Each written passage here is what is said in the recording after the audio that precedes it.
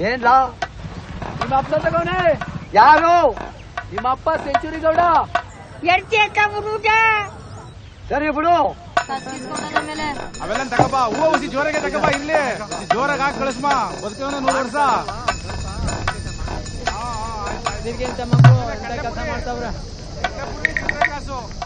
ಎಲ್ಲಾ ಪತ್ರಗಳನ್ನು ತಂದ್ಬಿಡಪ್ಪ ಜಮೀನು ನೋಡಿ ಅಲ್ಲೇ ವ್ಯಾಪಾರ ಮುಗಿಸ್ಬೋಣ ನಿನ್ ಜಮೀನು ನನ್ಗೆ ನನ್ನ ಹಣ ನಿನ್ಗೆ ಹಾಗೆ ಸೂಟ್ ಕೇಸಲ್ಲಿ ಎತ್ಕೊ ಒಯ್ತಾ ಇರು ಮುಂದೆ ನಾನು ನೋಡ್ಕೊಳ್ತೀನಿ ನೋಡ್ಕೊತೀನಿ ಎಲ್ಲ ನೋಡ್ಕಲೇಬೇಕು ಏನಾರ ಎಲ್ಲಾರ ಯಾತವರ ಬಾಯ್ ಬಿಟ್ರೆ ನಾನು ನಿನ್ ಡೆತ್ ಸರ್ಟಿಫಿಕೇಟ್ ರೆಡಿ ಮಾಡಿಸ್ಬಿಡ್ತೀನಿ ಹುಷಾರ್ ಅರ್ಥ ಆಯ್ತಲ್ಲ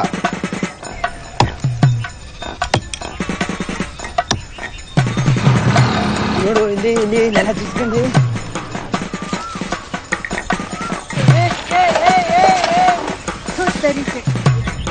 ಪಂಚಾಯತಿ ಪಾಲ್ ಪಾರ್ಕದ ಪ್ರಕಾರ ನಿಮ್ಮ ಅಪ್ಪನಿಗೆ ಜಮೀನು ಬರ್ಬೇಕು ನಿಮ್ಮ ಅಪ್ಪನ ಜೊತೆಲೆ ಕರ್ಕೊಂಡ್ ಬಾ ಅವತ್ತೇ ಹೋಗಿ ಜಮೀನು ನೋಡಿ ವ್ಯಾಪಾರ ಮುಗಿಸ್ಕೊಳ್ಳೋಣ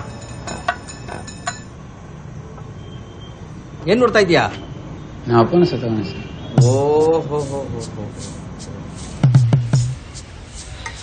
ಏನ್ ನಿನ್ ಪ್ರಾಬ್ಲಮ್ಮು ಸರ್ ಅದೇನು ಪ್ರಾಬ್ಲಮ್ ಅಂದ್ರೆ ನಮ್ಮ ಅಪ್ಪ ಇನ್ನೂ ಬದುಕಾರೆ ಸರ್.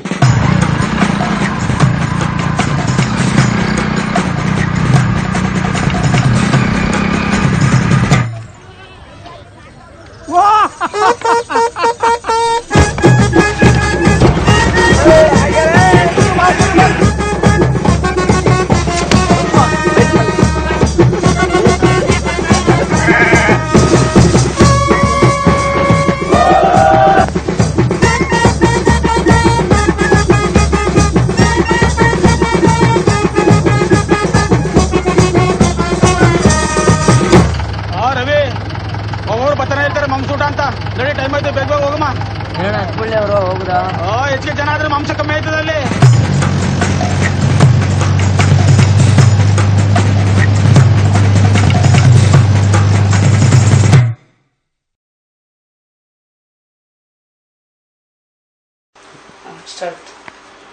ಈಗ ಮೊನ್ನೆ ತಾನೇ ಕೇವಲ ಮಲ್ಟಿಪ್ಲೆಕ್ಸ್ಗಳಲ್ಲಿ ಮತ್ತು ಈ ಸ್ವಪ್ನದ ಏಕೈಕ ಚಿತ್ರಮಂದಿರದಲ್ಲಿ ತಿಥಿ ಸಿನಿಮಾ ಬಿಡುಗಡೆಯಾಗಿದೆ.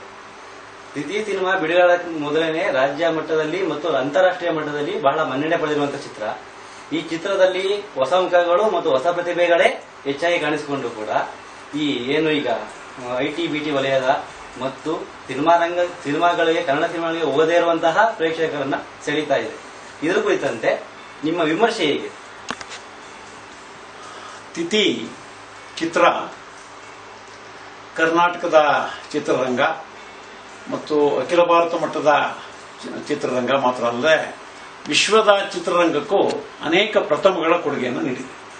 ಬಹಳ ಪ್ರಮುಖವಾದಂಥ ವಿಷಯ ಏನು ಅದರಲ್ಲಿ ತಿಥಿ ಚಿತ್ರದಲ್ಲಿ ಅಂತಂದ್ರೆ ಅವರು ಯಾವ ನಟರನ್ನ ಬಳಸದೆ ಕೇವಲ ಆ ಬದುಕನ್ನ ಬದುಕ್ತಾ ಇರುವಂತಹ ಜನರನ್ನೇ ನಟನೆಗೆ ಹಚ್ಚಿ ಮಾಡಿರೋದೈತಲ್ಲ, ಇದು ವಿಶ್ವದಲ್ಲೇ ಪ್ರಥಮ ಅಂತೇಳಿ ಹೇಳ್ಬೋದಾ ಅಂತ ಒಂದು ಹೆಜ್ಜೆ. ಅಂತ ಒಂದು ಯೋಚನೆ ಮತ್ತು ಆ ರೀತಿಯಾದಂಥ ಒಂದು ಶ್ರಮವನ್ನು ಅವರೇನು ಪಟ್ಟಿದ್ದಾರೆ, ಅದು ಅತ್ಯಂತ ಶ್ಲಾಘನೀಯವಾದಂಥ ವಿಷಯ.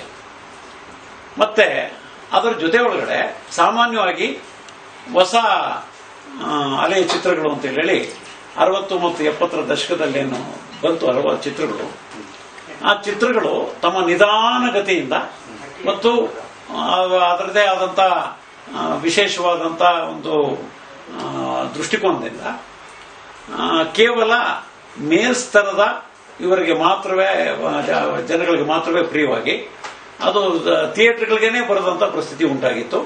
ಮತ್ತು ಕೇವಲ ಕೆಲವೇ ವಿಶೇಷವಾದಂಥ ಶೋಗಳಲ್ಲಿ ಮಾತ್ರವೇನೆ ಅದನ್ನ ಕನ್ನಡಿಗರು ನೋಡುವಂಥ ಪ್ರಸಂಗ ಬರ್ತಿತ್ತು. ಅಂತಾರಾಷ್ಟ್ರೀಯ ಮತ್ತು ರಾಷ್ಟ್ರೀಯ ಪ್ರಶಸ್ತಿಗಳು ಬರ್ತಿದ್ವು, ಅದಕ್ಕೆ ಸುವರ್ಣ ಕಮಲ ಪ್ರಶಸ್ತಿ ಮತ್ತು ಅಂತಾರಾಷ್ಟ್ರೀಯ ಪ್ರಶಸ್ತಿಗಳು ಬರ್ತಿದ್ವು. ಆದ್ರೆ ಕನ್ನಡದ ಜನಕ್ಕೆ, ಸಾಮಾನ್ಯ ಜನಕ್ಕೆ ಅದನ್ನು ನೋಡೋ ಅವಕಾಶನೇ ಸಿಗ್ತಿರಲಿಲ್ಲ. ಆದ್ರೆ ಈ ಸಿನಿಮಾ ಅದಕ್ಕಿಂತ ಭಿನ್ನವಾಗಿ ಒಂದು ಹೊಸ ಪ್ರಯೋಗ ಆದ್ರೂ ಕೂಡ ಸಾಮಾನ್ಯ ಜನವು ಕೂಡ ನೋಡಬಹುದು ಅನ್ನುವಂಥ ರೀತಿಯ ಒಂದು ಚಿತ್ರ ಆಗಿರೋದ್ರಿಂದ ಅದೊಂದು ಇದರ ಹೆಗ್ಗಳಿಕೆ. ಮತ್ತು ಅದರ ಜೊತೆ ಒಳಗಡೆ ತಿಥಿ ಸಿನಿಮಾ ಏನಿದೆ ಅದು ಗ್ರಾಮೀಣ ಜೀವನದ ಒಂದು ಸ್ತರ ಏನಿದೆ, ಒಂದು ಸ್ತರವನ್ನ ಅದರ ವಾಸ್ತವ ಮಟ್ಟದಲ್ಲಿ ವಾಸ್ತವಿಕವಾಗಿ ಚಿತ್ರಿಸಿದೆ.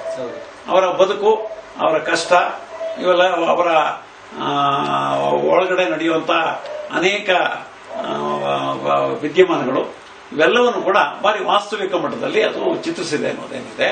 ಮತ್ತು ಬದಲಾಗ್ತಿರುವಂತಹ ಹಳ್ಳಿ ಏನಿದೆ, ಆ ಹಳ್ಳಿಯ ಒಳಗಡೆ ಮೂಡ್ತಾ ಇರುವಂತಹ ಚಿಂತನೆಗಳ ಸ್ವರೂಪ ಇವೆಲ್ಲವನ್ನು ಕೂಡ ಅದು ವಾಸ್ತವಿಕ ಮಟ್ಟದಲ್ಲಿ ಚಿತ್ರಿಸಿದೆ. ಅದು ಭೂಮಿಯ ವಿಷಯಕ್ಕಾಗಲಿ ಅಥವಾ ಪ್ರೇಮದ ವಿಷಯ ಆಗಲಿ ಎಲ್ಲವೂ ಕೂಡ ಈಗ ಸದ್ಯಕ್ಕೆ ಹಳ್ಳಿಗಳಲ್ಲಿ ನಡೀತಾ ಇದೆ, ಅದೇ ರೀತಿಯಲ್ಲಿ ಅದನ್ನ ಚಿತ್ರಿಸಿದೆ ಅಂತ ಅನ್ನುವಂಥದ್ದು ಅದರ ವಿಶೇಷ. ಅದೇ ಕಾರಣಕ್ಕಾಗಿನೇ ಅದು ಬಹಳಷ್ಟು ದೊಡ್ಡ ಪ್ರಮಾಣದ ಜನಸಮೂಹಗಳಿಂದ ಅದಿನ್ನೂ ಸ್ವೀಕೃತ ಆಗಿಲ್ಲ. ಯಾಕೆಂದ್ರೆ ಹಳ್ಳಿಗಳಲ್ಲಿ ವಾಸ ಮಾಡ್ತಾ ಇರುವಂತವ್ರು ಮತ್ತು ಹಳ್ಳಿಗಳಿಂದ ಈಗ ತಾನೇ ನಗರಗಳಿಗೆ ಬಂದು ಸೇರಿದಂಥವ್ರಿಗೆ ಇದರಲ್ಲಿ ಹೊಸದೇನಿದೆ, ದಿನನಿತ್ಯ ನಾವು ಹಳ್ಳಿ ಒಳಗಡೆ ನೋಡಿರೋದೆ ಅನ್ನೋಂಥ ರೀತಿಯ ಒಂದು ಮನೋಭಾವ ಅದನ್ನು ಚಿತ್ರವನ್ನು ನೋಡಿದಾಗ ಅದು ಅವರಲ್ಲಿ ವ್ಯಕ್ತ ಆಗುತ್ತೆ. ಆದರೆ ಹಳ್ಳಿಯಿಂದ ದೂರ ಇರುವಂತ ಮತ್ತು ಹಳ್ಳಿಯಿಂದ ಬಹಳ ಹಿಂದೆನೇ ಬಂದು ನಗರಗಳನ್ನ ಸೇರುವಂತವರಿಗೆ ಇದು ಅನೇಕ ಹೊಸ ಸಂಗತಿಗಳನ್ನ ಹಳ್ಳಿಯ ಜೀವನದ ಬಗ್ಗೆ ಹೇಳ್ತದೆ, ಬದಲಾಗ್ತಾ ಇರುವಂತಹ ಹಳ್ಳಿಯ ಜೀವನದ ಬಗ್ಗೆ ಹೇಳ್ತದೆ. ಅದು ಈ ಒಂದು ಚಿತ್ರ ಆ ಒಂದು ವಿಶೇಷವಾದಂತಹ ಕೆಲವು ವಿಭಾಗಗಳು ಮಾತ್ರವೇನೆ, ಮಧ್ಯಮ ವರ್ಗದ ವಿಭಾಗಗಳು ಮತ್ತು ಮೇಲ್ವರ್ಗದ ವಿಭಾಗಗಳು ಇದನ್ನ ಆಕರ್ಷಿಸೋದಕ್ಕೆ ಇದು ಕಾರಣ ಆಗಿದೆ ಅನ್ನುವಂಥದ್ದು ಒಂದು ಅಂಶ. ಮತ್ತು ಜೊತೆ ಒಳಗಡೆ ಇನ್ನೊಂದು ಈ ಸಿನಿಮಾದ ವಿಶೇಷ ಏನಂದ್ರೆ, ಹಳ್ಳಿ ಅನ್ನೋದ್ರ ಬಗ್ಗೆ ಒಂದು ರೊಮ್ಯಾಂಟಿಕ್ ಕಲ್ಪನೆಯನ್ನ ಮತ್ತು ಭಾರಿ ಒಂದು ಆದರ್ಶೀಕೃತ ಕಲ್ಪನೆಯನ್ನ ಬಹಳಷ್ಟು ಸತಿ ನಮ್ಮ ಸಿನಿಮಾಗಳು ಮೂಡಿಸೋದಕ್ಕೆ ಪ್ರಯತ್ನ ಮಾಡ್ತವೆ. ಅದು ವಾಣಿಜ್ಯ ಸಿನಿಮಾಗಳು ಆ ತರ ಮಾಡಿದಾವೆ ಮತ್ತು ಹೊಸಲಿಯ ಸಿನಿಮಾಗಳು ಕೂಡ ಆ ರೀತಿಯ ಚಿತ್ರಣವನ್ನು ಕೊಡೋದಕ್ಕೆ ಇದು ಮಾಡಿದ್ದಾವೆ. ಆದ್ರೆ ಇದು ಅಂತ ಯಾವ ಒಂದು ರೊಮ್ಯಾಂಟಿಕ್ ಕಲ್ಪನೆಗಳನ್ನ ಮತ್ತು ಆದರ್ಶೀಕೃತ ಇದನ್ನ ಬಿಟ್ಟು ವಾಸ್ತವ ಈಗ ಹೇಗಿದೆಯೋ ಹಾಗೆ ಒಂದು ರೀತಿಯಲ್ಲಿ ನಿಷ್ಕರುಣೆಯಿಂದ ಚಿತ್ರಿಸಿದೆ ಅಂತ ಕೂಡ ಬೇಕಾದ್ರೆ ಹೇಳ್ಬೋದು. ಹಾಗೆ ಹೇಳೋದ್ರ ಮೂಲಕ, ಹಾಗೆ ಮಾಡೋದ್ರ ಮೂಲಕ ಇದು ಒಂದು ಅನೇಕ ರೀತಿಯಲ್ಲಿ ಹೊಸ ಹೆಜ್ಜೆಗಳನ್ನ ಹಾಕಿದೆ.